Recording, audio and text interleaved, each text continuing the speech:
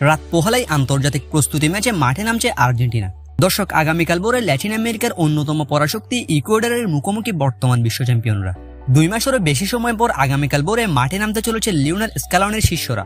দর্শক, আর্জেন্টিনা বনাম ইকুয়েডরের এই ম্যাচটি কিভাবে মোবাইলে কোনো প্রকার সমস্যা ছাড়া লাইভ দেখবেন, বিস্তারিত জানতে ভিডিওটি শেষ পর্যন্ত দেখতে থাকুন।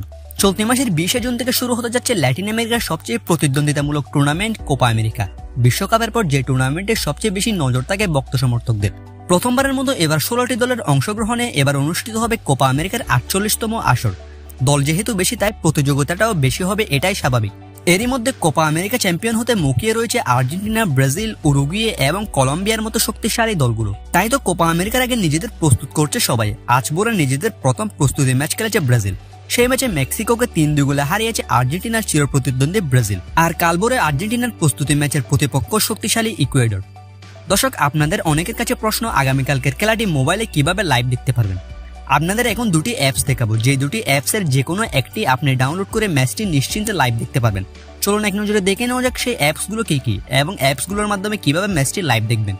সর্বপ্রথম যে অ্যাপস নিয়ে কথা বলবো তা হলো ফুটবল টিভি এইচডি অ্যাপ। এই অ্যাপসের মাধ্যমে আগামীকালকের আর্জেন্টিনা বনাম ইকুয়েডরের খেলাটি নিশ্চিন্তে লাইভ দেখতে পারবেন। দর্শক, এই অ্যাপসে খেলাটি লাইভ দেখার জন্য প্রথমে গুগল ক্রোম ব্রাউজার থেকে ফুটবল টিভি এইচডি এই অ্যাপসটি ডাউনলোড করবেন। কেননা প্লে স্টোরে এই অ্যাপসটি পাবেন না, তাই গুগল ক্রোম ব্রাউজার থেকে এটি ডাউনলোড করতে হবে।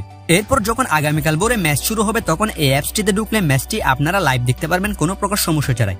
তাছাড়া এই অ্যাপ ব্যতীত স্পোর্টিফাই অ্যাপেও ম্যাচটি লাইভ দেখতে পারবেন। এটিও গুগল ক্রোম ব্রাউজার থেকে ডাউনলোড করে সেম উপায়ে ম্যাচটি আপনারা লাইভ দেখতে পারবেন। তবে সবচেয়ে কার্যকরী উপায় হলো ফুটবল টিভি এইচডি অ্যাপ।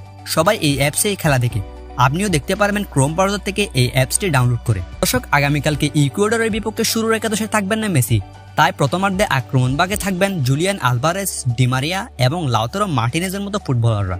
দর্শক, আগামীকালকের ম্যাচে কে জিতবে, আর্জেন্টিনা নাকি ইকুয়েডর? আপনার মতামত জানিয়ে দিন ভিডিওর কমেন্ট বক্সে।